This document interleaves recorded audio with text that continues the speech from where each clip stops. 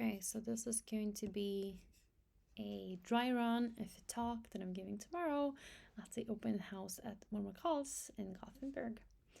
So I'm Paul Nelson and I'm a postdoc at Aarhus University, and I'm here to talk to you about differential privacy, specifically principled foundations and trade-offs and applications. So we're going to look at the definition of differential privacy and when it works, and then see how it sort of relates to text data, which is important for this workshop. So without further ado, let's get started. So we all love data. We all want to have access to data and want to process data because then we can learn awesome things. So data is great, we like it, but data usually comes from people and it can be personal data. So we also want to be very careful when we collect and process data. So let's say that we want to protect some sensitive data. What do we do? How are we gonna do about actually doing it? So we want to provide privacy for data, but what is privacy, right? So we need some sort of way of defining it for it to make sense. So in this talk, privacy is a very general term. So let's start off by saying that we're talking about data privacy specifically. So we want to process and release some kind of data while guaranteeing some privacy of that data, right? This is the sort of privacy I'm talking about, and I will continue refining what I mean with privacy throughout the talk. So we are interested in outputs, releasing them. It's not about like encryption where we try to maintain confidentiality of data without sort of leaking what the data is. We're actually interested in releasing some data while still maintaining some sort of privacy. Great. So most of the time, people will try to protect some data. They will try to anonymize it, to provide some sort of privacy for the data. So anonymize, historically, anonymization has been difficult and sort of because it's been failing. So let's look at some examples. An example of trying to anonymize medical data here from 2002. So they had some medical data, and this was all a bunch of sensitive stuff, right? So they would collect all this information about ethnicity and the visit date of some patient, the medication they were on, and diagnoses that were determined, procedures they were having, and then also like what they would actually charge the patient. And this was all bundled up together with some sort of demographic data about these patients, like their name, their address, their social security number, because this was in the US, zip code, their sex, and their birth date, right? So this was all data that was in the medical database. And this was clearly sensitive. Like this was clearly something that they couldn't just release. The thing is that they, of course, wanted to release it to, allow for the analysis, learning something nice, and they figured, what if we can maybe anonymize this data, and then we can release it to some researchers, and maybe even selling the data because it will be completely anonymized and everything will be good. So this was the idea, and this was in Massachusetts. And they decided that we anonymize it, so we release this data. So the anonymization here meant that we will remove the name of the patient, we will remove their address and their social security number, and then this is all anonymous, right? This is what they did, and they released the data. The problem was that this data wasn't the only data that exists. Data rarely exists in a vacuum. There was also other data at hand.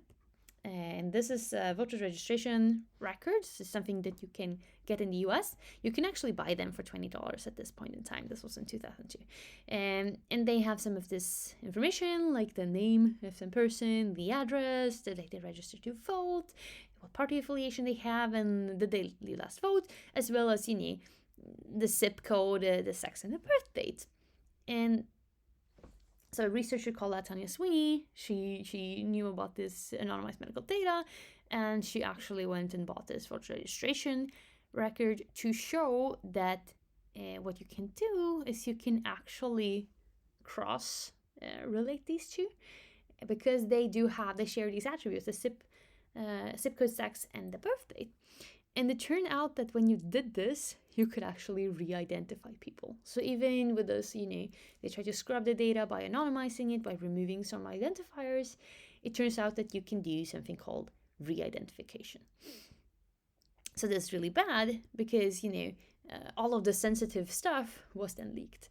And specifically the person who sort of authorized this anonymization of data, the governor of Massachusetts at that point in time, was also part of the people who were re-identified through this cross-relation attack, let's call it. So this failed, and it seemed like this was like a naive way of releasing it. It clearly didn't work, and so it wasn't really. The problem was that this anonymization was sort of based on not having any other information, and in this case other information existed. So that was really bad. And how could they have known about this? They couldn't, right? So it was just a bad assumption. And another example of anonymization not working, and this now for text data, this was in 2006. So AOL was still a thing, right now. These days people probably use like Google or Bing or maybe DuckDuckGo or something else, but at this point in time people used AOL, and they had all of these like 20 million searches, and they were thinking maybe we can release some search data and we can do some processing on it, but what people search for is probably sensitive, so let's do some sort of anonymization thing maybe. And in the end they actually pseudonymized data. So what they did was basically each searcher, each person got associated with an identifier, which was just a number. So this is here, number, I'm not going to try to read this number, but 4417749. This searcher got all of their actual searches, but associated it with this fake identity, right? So they would search for things like numb fingers, 60 single men, and some more like interesting things, the dog that urinates on everything, landscapers in a specific area, and they would search for Arnold, like different first names and then last name Arnold a bunch of times. And they also something very specific here about some homes sold in a specific area, and so on and so forth.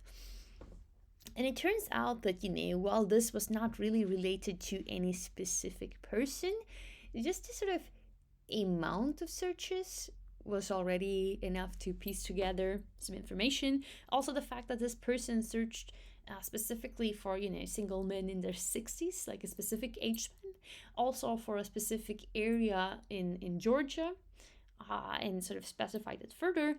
And the other thing is like they searched for all of these people named Arnold were actually relatives of this person. So in the end, it was actually a newspaper that identified this person. So this was someone called Thelma Arnold, 62, living in Littleborough, Georgia. And so she was confronted with all these searches, and she was like, yes, these are my searchers. Interesting. So she was re-identified. And the problem here is also that a bunch of searches, and the other thing, people like tend to search for themselves or things that are sort of related to them. And in addition to this rate, you would search for others like medical diagnosis and so on. So this was really sensitive data. And unfortunately, this attempt at some sort of anonymization or providing privacy also did not work. So that's another fail. And unfortunately, there's more. Anonymizing is not easy. It has historically failed. So if we look at some example more to sort of convince you that there's a problem, in 2008, a long time ago, there was one of these seminal papers called Robust De-Anonymization of Large Sparse Datasets, showing another technique for re-identifying people on large data sets. In this case, what actually happened was they had Netflix data set, because Netflix wanted to improve their recommendation algorithm. So they actually released an anonymized version of what people were watching, without usernames, but with their scorings of different series. And this was all part of a competition called the Netflix Prize. And so then it was again that, they thought this is completely anonymous because it's just what people have rated certain movies. And this is a huge data set, and it's sparse in the sense that most people have not seen each movie. And that in itself made it easier to re-identify, because if you have seen certain movies, you can just ignore the other things, right? Because you don't score them. So it tells you, if you watch very uncommon movies, this creates a more sort of interesting fingerprint for you, sort of more identifiable, uniquely so. And it turns out that then there was another case of some publicly available information that they could cross-relate it with, just like in the governor of Massachusetts case. So here, the Internet Movie Database actually have like public profiles for people, so you could actually cross-relate. And you might say, well, did you learn anything more then from Netflix if it was already available on IMDb? So the thing is, on IMDb, when you know that the context is public, you might only score series or movies that you are sort of comfortable about other people knowing about. On Netflix, on the other hand, you might watch your really embarrassing guilty little pleasures and assume that no one will ever find out. So this kind of anonymization failed, and this was a bad thing for Netflix, I'd say. And actually, the approach of this paper was so good and sort of appreciated that approximately 10 years later, the authors won this Test of Time award for their paper, basically saying that, hey, this thing still stands. This is still important, and no one has been able to basically crack it and say that this thing didn't work. And then another paper from Arvind Narayanan a few years later, still pointing out that the identification still doesn't work. There is no silver bullet. This problem is difficult. In recent years, actually from last year, there was this paper by Alon Cohen called Attacks on the Identifications and Defenses, where they basically show that a bunch of different techniques for anonymization, such as k-anonymity, diversity, IT closeness, if you've heard of them, actually all fail. They don't work. You can re-identify. There are attacks against these, so please don't use them. So this is all really sad, because we would like for anonymization to be easy, but it turns out it really isn't. So what about machine learning models, when we are not just like publishing the data in plain text, right? We're sort of building a model and learning something and then publishing. Are they private? Are there any problems there, right? Because so far I talked about sort of releasing entire data sets. Isn't that different from, training a model? Well, you might want to think so. And there are still privacy problems with machine learning and learning a model and then releasing data. So there was a seminal paper in 2017 from Chokri et al. Called Membership Inference Attacks Against Machine Learning Models, where they basically showed how to leak whether someone is part of a training set from just interacting with a model. So this was really important work in the area, because here they show, a new type of attack. And this attack, unfortunately, for the people who, want to protect data, just kept on giving. So we had this paper here saying that machine learning leaks and how it leaks, and then saying that also if you have GAN, generative adversarial networks, they also leak, and then also updating your models leak, and semi-supervised learning leaks.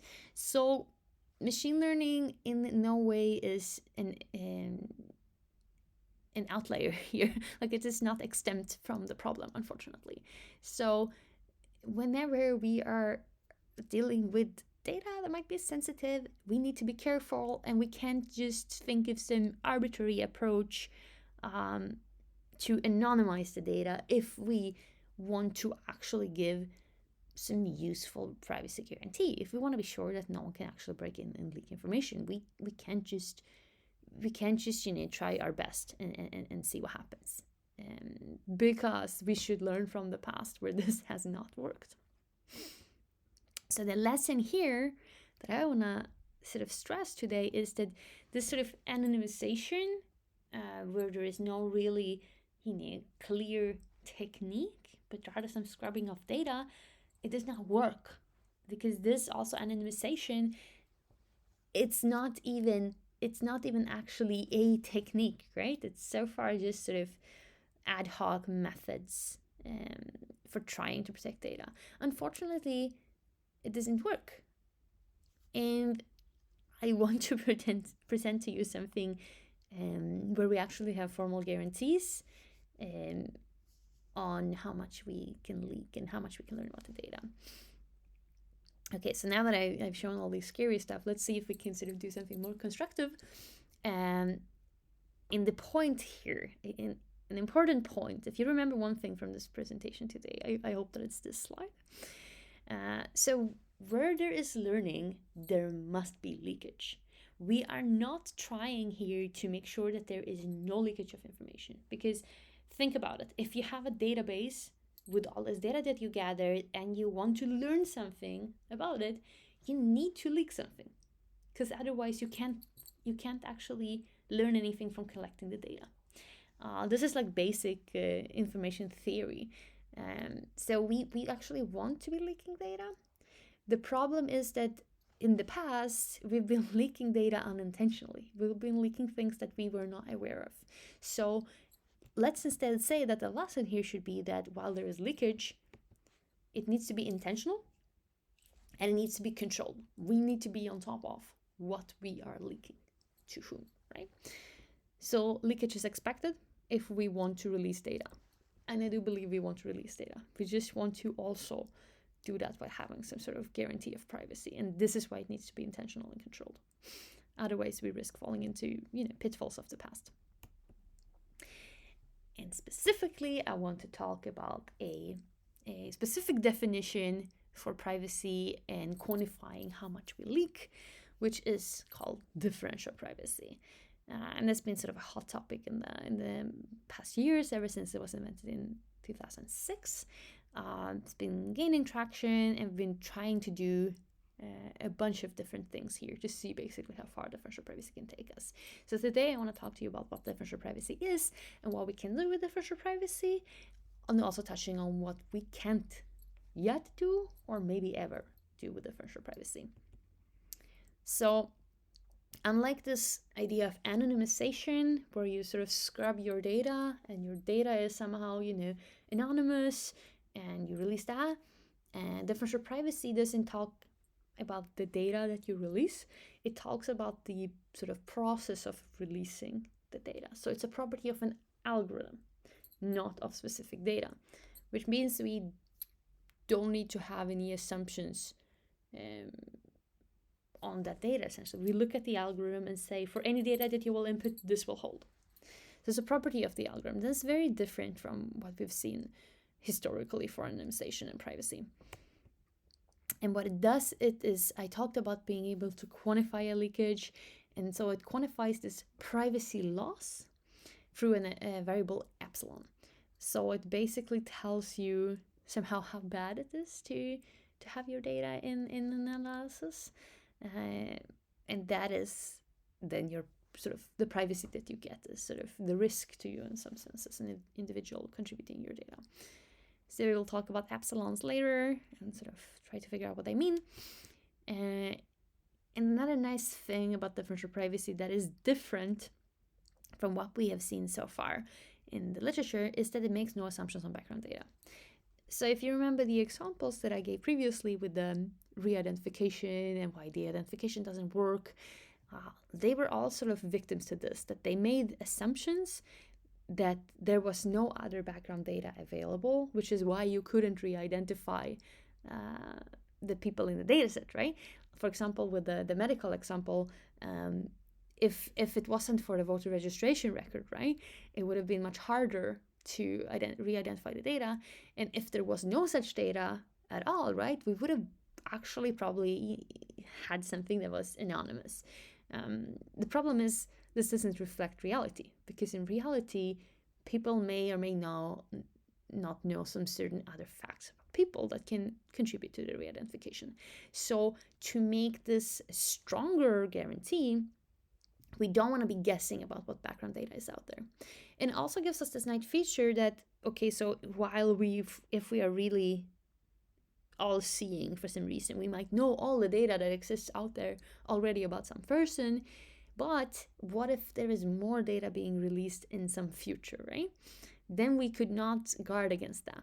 So when we make no assumption of background data, not only does it mean that any data can currently exist, it also means that any new data can sort of be released and also exist without changing the privacy guarantee that our algorithm is giving. So in some sense, we can say that differential privacy is future-proof. And it also has this nice feature of guarantees composing. And this means that we can have multiple releases of data. So previously, we could release like an anonymized snapshot, if you will, of some data. But then if we had some data relating to that other data, we couldn't release it.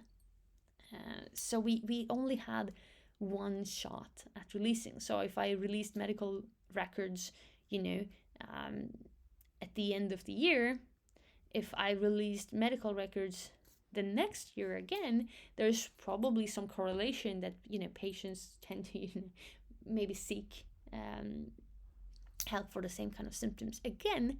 And then those privacy guarantees would be sort of deteriorating arbitrarily, because we don't know what it means to make multiple releases in other models. In differential privacy, we do know how to put these together and reason about the information that we have now released, even when it's not one single release. This is really good because this means we can ask multiple different questions and still maintaining differential privacy. This is nice. We like this property. So what is differential privacy? Because I talked about this being a definition, right? And there's something formal, but can we get something more intuitive? Well, yes. Differential privacy essentially introduces some sort of randomness to an algorithm to achieve privacy. This can be done in very many different ways. A usual way of doing it is we introduce some sort of noise to data. So we will not give you, with some sort of probability, we will not give you the right answer, yet we try to give you something that is close to the right answer, let's say. Okay, I said this is formal, so I want to show the definition, and I want to sort of gradually build it up so that it's not sort of hitting everyone in the face at once. So let's start with an example that we need to actually construct the definition. I will talk about databases here. I will have two databases. I have D star and D prime. And these are almost the same. And I need this definition for our, our definition of differential privacy. So what do I mean when they're almost the same? This is what I'm trying to define here. So let's say we have this D star database that contains a bunch of different people. It's Alice, Bob, and then it's me. And then I have this other database, D prime, which contains Alice and Bob.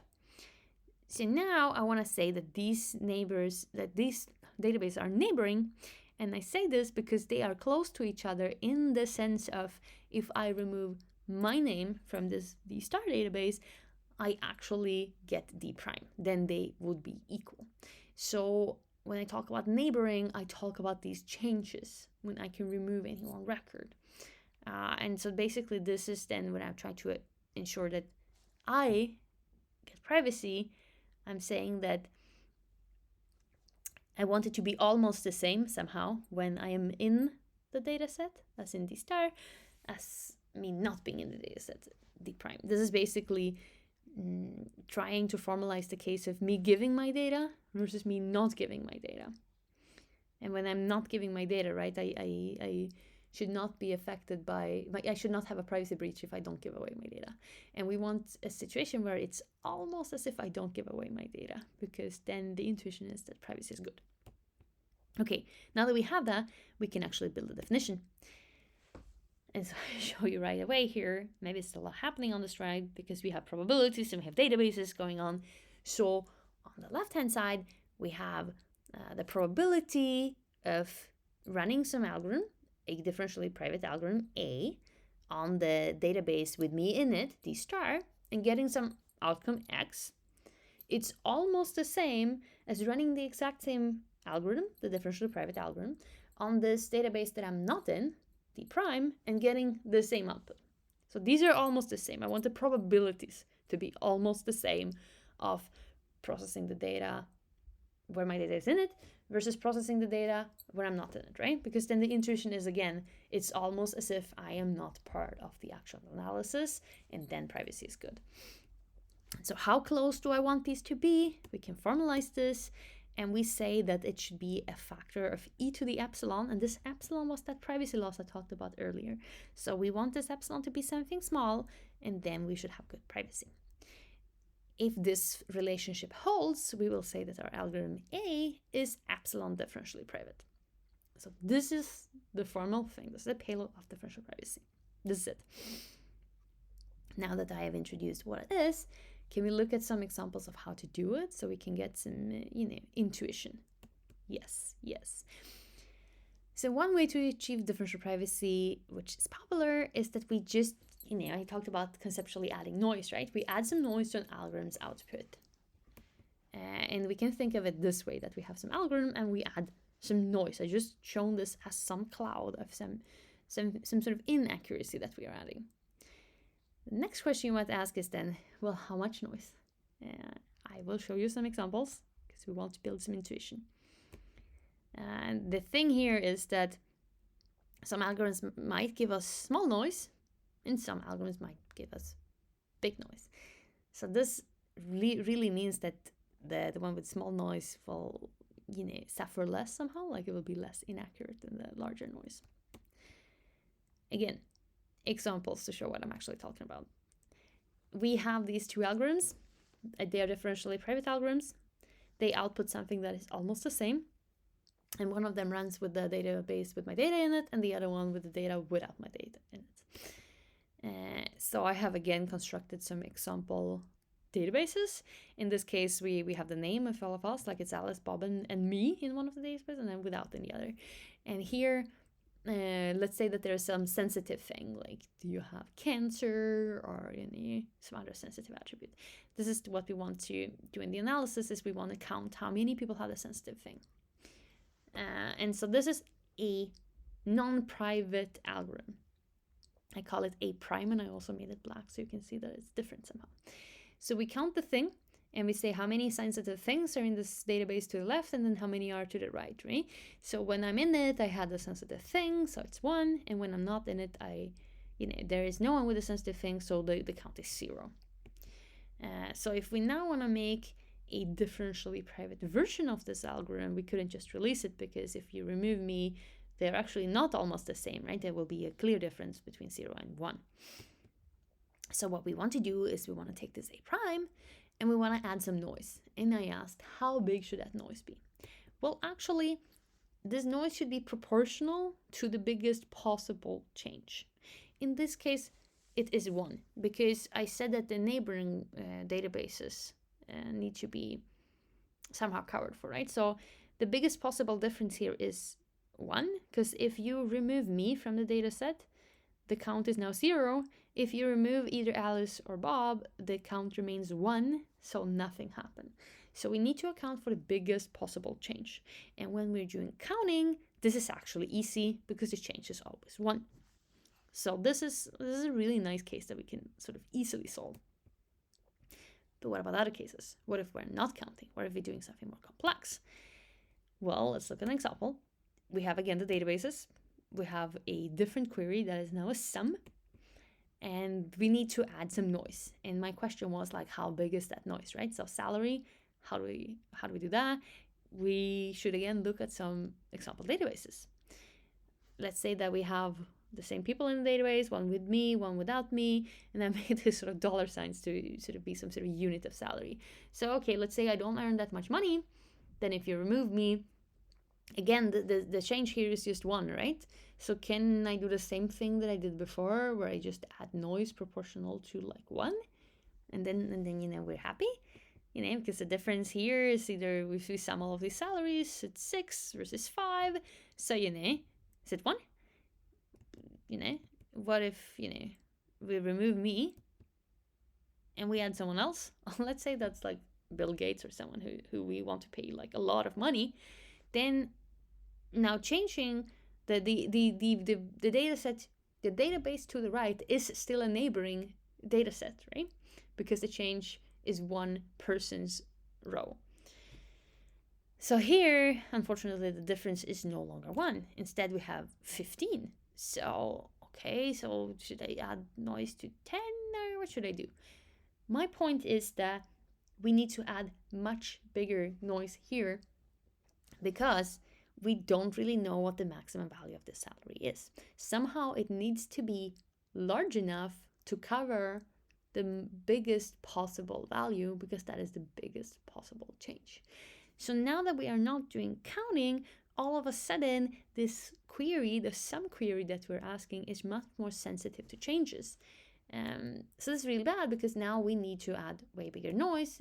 And the problem is we might not always in our problem domain be able to say what's a good maximum value because it might be completely unlikely, or we just don't have enough information about the domain. So already doing something like a sum is way trickier. And then there are also these conflicting goals. And that is privacy versus accuracy. And in some sense, I touched upon this, saying that accuracy is actually, inaccuracy actually is the introduction of noise. So if we do not have noise, we can have accuracy. But now we actually use the inaccuracy to achieve privacy. So they are sort of directly opposing goals. And we want to find some nice trade-offs where we're actually sort of finding some middle ground because we want privacy and accuracy at once. We don't want just one of them because essentially if we have perfect privacy, that means we are not leaking anything about the data. So our privacy loss, this epsilon, is actually 0. Whereas if we are giving you full accuracy, in some sense, this epsilon, this privacy loss, goes towards infinity because we are leaking everything. And so both of these cases are really bad, and we would like to be somewhere in the middle. We would find this sort of middle ground. I tried to make this one purple to sort of show you that this is between blue and red, but it doesn't need to be halfway through. It just needs to be a trade-off that works for your setting. So we need to talk a little bit about these privacy budgets and what they mean. These epsilons, in other words. So what is epsilon? It signifies privacy loss. And so we have the term e to the epsilon from the equation of differential privacy. This is something that we want to be small. Ideally, this epsilon is less than 1. And the nice thing that we get from this formalization of differential privacy is this composability that I talked about. So it composes, I can do multiple releases. And what it means, I can essentially reason about privacy loss as just summing up the individual losses from the different questions that I'm asking. So, and this can also be a little bit more, this is a bit rough.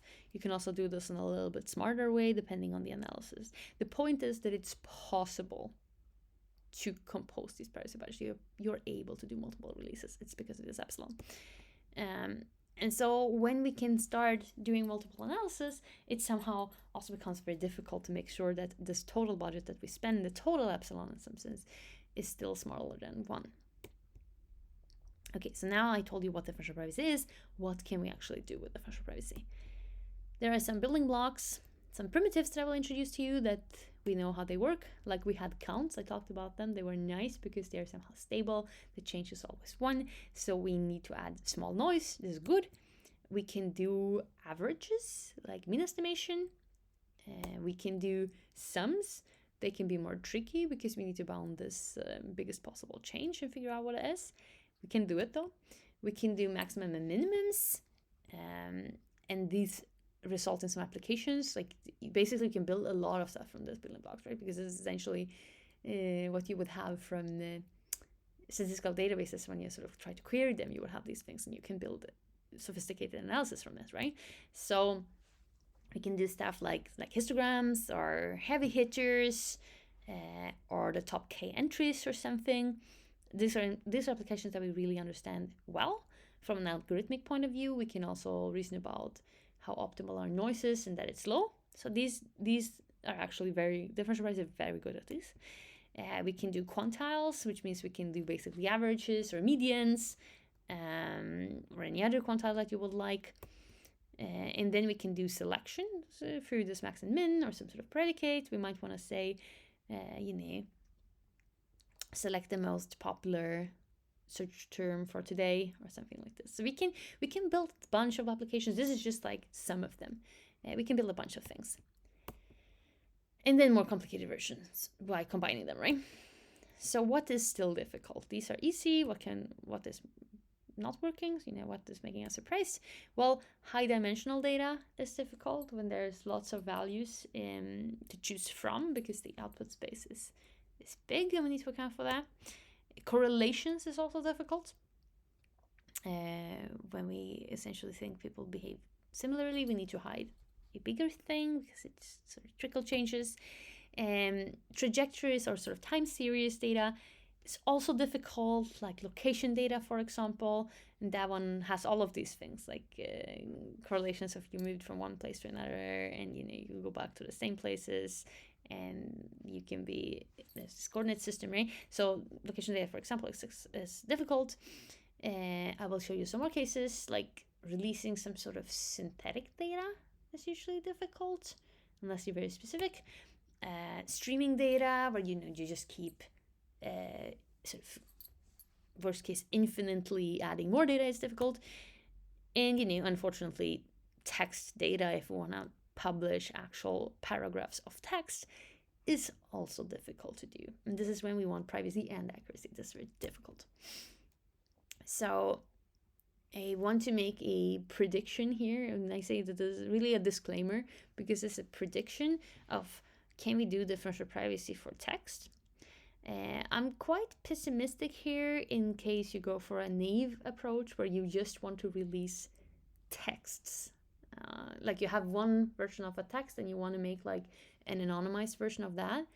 I would say this is going to be really difficult because we're in this setting where we're essentially not going to be able to have a low value for epsilon. We're not going to be able to provide a low privacy loss if we do this. So with naive approaches, I think we're going to struggle. I still want to provide some hope because I think we don't necessarily need to go to the naive approaches. We can go for something more sophisticated. So the new hope here is looking at alternative ways of releasing text data. And I will show you some example of what people have done so far. The insight, though, is that you need to rephrase your problem instead of like just release this arbitrary text for whatever purpose, right? You need to specify exactly what part of the text you're interested in. And then we can start optimizing. But without that clarity, we can't really optimize. And then we're going to struggle to give good accuracy and good privacy. Because trivially, we can give either good privacy or good accuracy, right?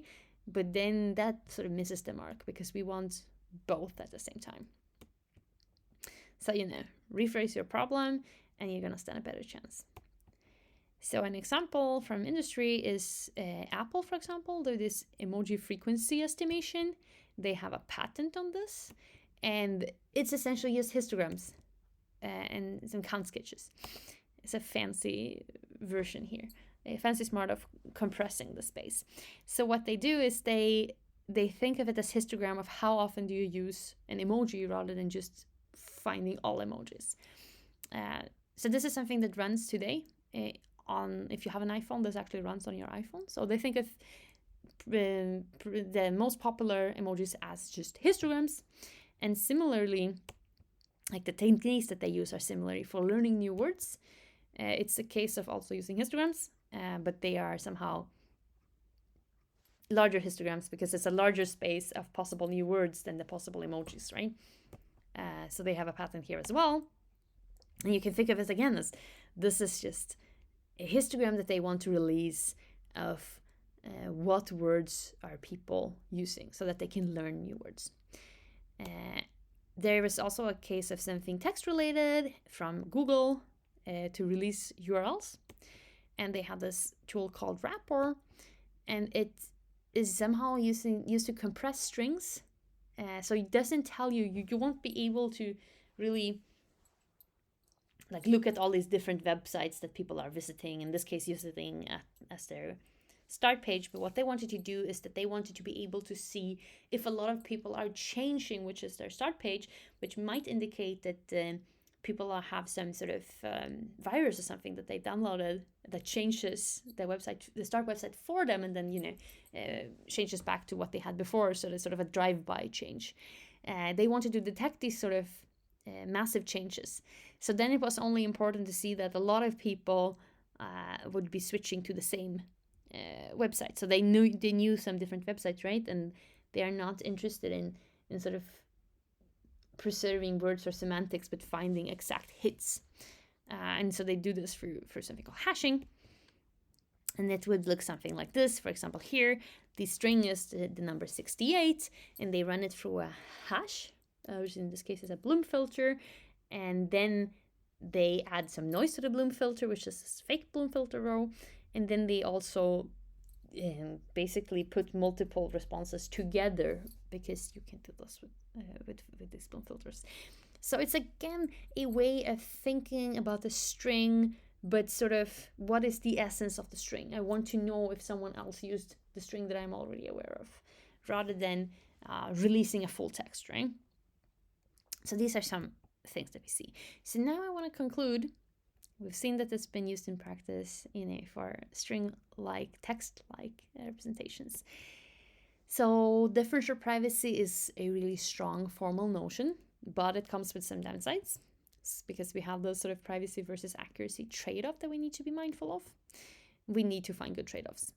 So if we do any sort of naive solution for text, it's going to be inaccurate, and we don't want that, because then we have neither accuracy nor privacy, right? So no one will be happy. So if we want to continue forward and do something useful, we need to be specific in the actual analysis that we run, like we saw with the examples of sort of, instead of releasing full sets of texts, full paragraphs, let's instead do something like a histogram, because then we know what we're doing and we can optimize. So questions that I want you to think about when you want to design a private data analysis is, what are you actually trying to protect? What is the important thing for someone to get privacy for? And against whom? What sort of attacking power do they have? And what are they trying to learn? If we can formalize this, we can be much more specific when we ask our questions. And as we saw with the sort of real world examples, if we rephrase our question, we can actually find good algorithms to help us out. So there is a way forward, I hope, and we don't know yet how far differential privacy will take us. Yet we don't know yet. So that's both exciting and scary at once. And I'm hoping by sort of joining powers, we will find out soon if we can be helped. So with that being said, I'd like to thank you so much for your attention, and thank you for listening.